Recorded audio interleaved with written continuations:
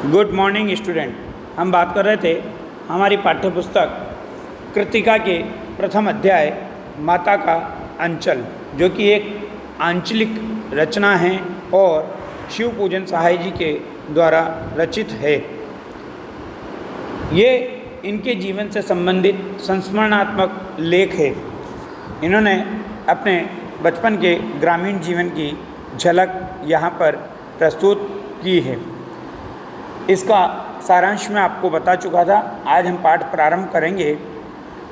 पहला पाठ को प्रारंभ करते ही एक लोकगीत की पंक्ति यहाँ पर दी है कि जहाँ लड़कों का संग तहाँ बाजे मृदंग। मृदंग एक वाद्य यंत्र का नाम होता है। और जहाँ बुड्ढों का संग तहाँ खर्चे का तंग। यहाँ पर व्यवहार की बात कही गई है कि जहाँ पर समान उम्र के लड़कों का साथ प्राप्त हो जाता है तो वहाँ पर तो शोर शराबा होने लग जाता है, यानी शैतानियाँ और मस्ती होने लग जाती है, ढोल नगाड़े बजने लग जाते हैं। लेकिन जब वही साथ बुज़ुर्गों का होता है तो वहाँ पर व्यवहार में तंगी करनी पड़ती है, यानी अपने आप को नियंत्रित रखना पड़ता है।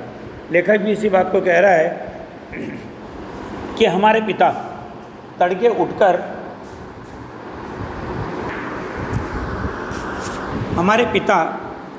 उठकर तड़के यानी प्रातःकाल सवेरा उठकर निवट नहाकर पूजा करने बैठ जाते थे।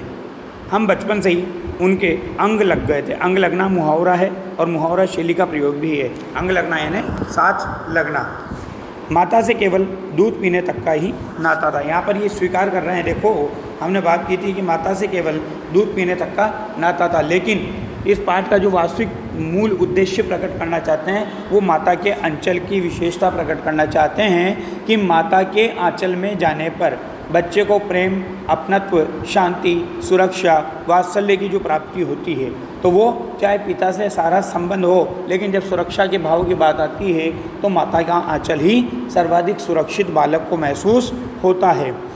तो माता से केवल दूध पीने तक का ही नाता था, इसलिए पिता के साथ ही हम भी बाहर की बैठक में ही सोया करते। वो अपने साथ ही हमें भी उठाते और साथ ही नहला धुलाकर ये देखिए सामासिक पदावली, नहलाना और धुलाना है ना, पूजा पर बिठा लेते। हम भभूत का तिलक लगा देने के लिए उनको दिक करने लगते थे। भभूत राख होती है, उसका तिलक, दिक करना यानी जिद करना। कुछ हंसकर, कुछ झुंझलाकर और कुछ डांटकर वह हमारे चौड़े लिलार में, लिलार यानी ललाट में त्रिपुंड कर देते थे। त्रिपुंड एक प्रकार का तिलक होता है जिसमें ललाट पर क्या होता है, 3 आड़ी या अर्धचंद्राकार रेखाएं बनाई जाती हैं। मतलब भगवान शिव के उपासक जो होते हैं वो त्रिपुंड लगाते हैं।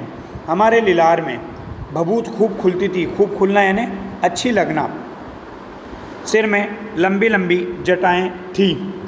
भभूत रमाने से हम खासे बम बोला बन जाते थे, अर्थात भगवान शिव की तरह दिखाई देने लगते थे। पिताजी हमें बड़े प्यार से भोलानाथ कहकर पुकारा करते, पर असल में हमारा नाम था तारकेश्वर नाथ। ये देखिए इनके अलग अलग नाम आएंगे। और पाठ किस नाम से लिखा है इन्होंने, शिव पूजन सहाय के नाम से। तो एक नाम तो हो गया भोलानाथ, एक नाम हो गया तारकेश्वरनाथ और एक नाम हो गया शिव पूजन सहाय। हम भी उनको बाबूजी कहकर पुकारा करते और माता को मैया कहते। मैया शब्द क्या है, देशज शब्दावली है जो ग्रामीण क्षेत्रों में बोला जाता है। जब बाबूजी रामायण का पाठ करते तब हम उनके बगल में बैठे बैठे आईने में अपना मुंह निहारा करते थे। जब वह हमारी ओर देखते तब हम कुछ लजाकर और मुस्कुराकर आईना नीचे रख देते थे। वह भी मुस्कुरा पड़ते थे। क्यों? क्योंकि इनको शर्म आती थी। इनको शर्माता हुआ देख कर के पिता को हंसी आ जाती थी। पूजा पाठ कर चुकने के बाद वह राम राम लिखने लगते। अपनी एक रामनामा बही पर 1000 बार राम नाम लिखकर वो उसे पाठ करने की पोथी के साथ बांध कर रख देते। मतलब वो किताबें जो रोज़ाना काम आती है पाठ करने के, उनको एक साथ एक कपड़े में बांध कर रख दिया जाता है, उसे पोथी कहा जाता है। फिर 500 बार कागज़ के छोटे छोटे टुकड़ों पर राम नाम लिखकर आटे की गोलियों में लपेटते और उन गोलियों को लेकर कहाँ चल जाते, वो गंगा जी के ऊपर चल जाते या गंगा जी की ओर चल पड़ते थे। क्यों? क्योंकि ये भी धर्म का एक प्रारूप है कि जानवरों को भोजन देना ये धर्म के क्रियाकलाप हैं। और कहा जाता है कि मछलियों को आटा देने से बहुत बड़े पुण्य का संचय होता है। उस समय भी हम उनके कंधे पर विराजमान रहते थे। जब वह गंगा में एक एक आटे की गोलियां फेंककर मछलियों को खिलाने लगते, तब भी हम उनके कंधे पर ही बैठे बैठे हंसा करते थे। जब वह मछलियों को चारा देकर घर की ओर लौटने लगते, तब बीच रास्ते में झुके हुए पेड़ों की डालों पर हमें बिठाकर झूला झुलाते थे। ये देखिए, ये एक पिता का वात्सल्य है जो बच्चे को प्रसन्नता प्रदान करने के लिए क्या करते, कंधे पर बिठाना, उनको खिलाना, उनको पेड़ों की डालों पर झूला झुलाना, ये पिता के वात्सल्य का एक स्वरूप है। अब बच्चों की प्रसन्नता के लिए माता पिता कभी कभी क्या क्या करते हैं, उन सामान्य गतिविधियों को, सहज गतिविधियों का चित्रण करते हुए लेखक कहते हैं कि कभी कभी बाबूजी हमसे कुश्ती भी लड़ते। वह शिथिल होकर, शिथिल यानी कमज़ोर होकर हमारे बल को बढ़ावा देते और हम उनको पछाड़ देते थे। वह उत्तान पड़ जाते, उत्तान यानी पीठ के बल लेट जाते और हम उनकी छाती पर चढ़ जाते थे। जब हम उनकी लंबी लंबी मूछें उखाड़ने लगते, तब वह हंसते हंसते हमारे हाथों को मूछों से छुड़ाकर उन्हें चूम लेते थे। क्यों? बच्चे की ऐसी गतिविधि के ऊपर पिता को प्यार आता था और चूम करके वो अपने प्यार को प्रकट किया करते थे। फिर जब हमसे खट्टा और मीठा चुम्मा मांगते, तब हम बारी बारी कर अपना बायां और दाहिना गाल उनके मुंह की ओर फेर देते थे। बाएं का खट्टा चुम्मा लेकर जब वह दाहिने का मीठा चुम्मा लेने लगते, तब अपनी दाढ़ी या मूछ हमारे कोमल गालों पर गड़ा देते थे ताकि बच्चा थोड़ा सा परेशान हो और वो फिर उनके साथ मस्ती करे।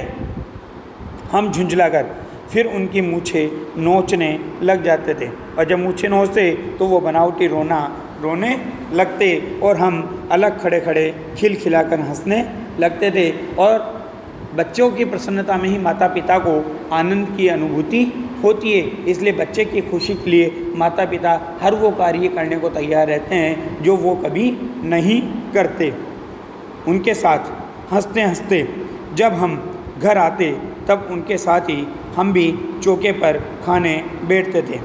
वह हमें अपने ही हाथ से फूल के एक कटोरे में गोरस और भात सानकर खिलाते थे। जब हम खाकर अफर जाते, अफरना यानी भरपेट से अधिक खा लेना, तब मैया थोड़ा और खिलाने के लिए हट करती थी यानी जिद करती थी। क्यों? माता को ऐसा लगता है कि बच्चे का पेट नहीं भरा, इसलिए वो बच्चे से जिद करती है। वह बाबूजी से कहने लगती कि आप तो 4-4 दाने के कोर बच्चे के मुंह में देते जाते हैं। इससे वह थोड़ा सा खाने पर भी समझ लेता है कि हम बहुत खा गए। आप खिलाने का ढंग नहीं जानते, बच्चे को भर मुंह कोर खिलाना चाहिए। और ये बात स्वाभाविक है और सही भी है कि पिता बच्चे को भोजन नहीं करा सकता, वो डांट डपट करके खिला सकता है, परंतु ध्यान रखना माता प्रेम से ही बच्चे को भोजन कराकर उसका पेट भर देती है। और ऐसा इसलिए कहा है, देखो कि जब खाएगा बड़े बड़े कोर तब पाएगा दुनिया में ठोर। ऐसा इसलिए कहा कि ऐसा इसलिए कहा है क्योंकि जब तक बच्चा भरपेट भोजन नहीं करेगा तो उसमें शारीरिक बल नहीं होगा, और शारीरिक बल नहीं होने पर क्या होगा, वो संसार के, दुनिया के जो अत्याचार हैं, अनाचार हैं, उनका मुकाबला कैसे कर पाएगा, दुनिया में अपने आप को स्थायी कैसे रख पाएगा। क्योंकि रुग्ण शरीर से या रोगी शरीर से आप कोई कार्य सिद्ध नहीं कर सकते। देखिए मैं खिलाती हूँ, और क्या कहती है अपने पति को कि देखिए मैं खिलाती हूँ। मर्दुए क्या जाने, मर्दुए यानी मर्द व्यक्ति, पुरुष क्या जाने कि बच्चों को कैसे खिलाना चाहिए। और महतारी, महतारी यानी माता, महतारी के हाथ से खाने पर बच्चों का पेट भी भर जाता है। और सच्चाई भी है कि माँ के हाथ से ही बच्चे का पेट भरता है। यह कह कर के वह थाली में दही भात, शांति और अलग अलग तोता, मैना, कबूतर, हंस, मोर आदि के बनावटी नाम से कोर बनाकर यह कहते हुए खिलाती जाती कि जल्दी खा लो नहीं तो उड़ जाएंगे, पर हम उन्हें इतनी जल्दी उड़ा जाते थे कि उड़ने का मौका ही नहीं मिलता था।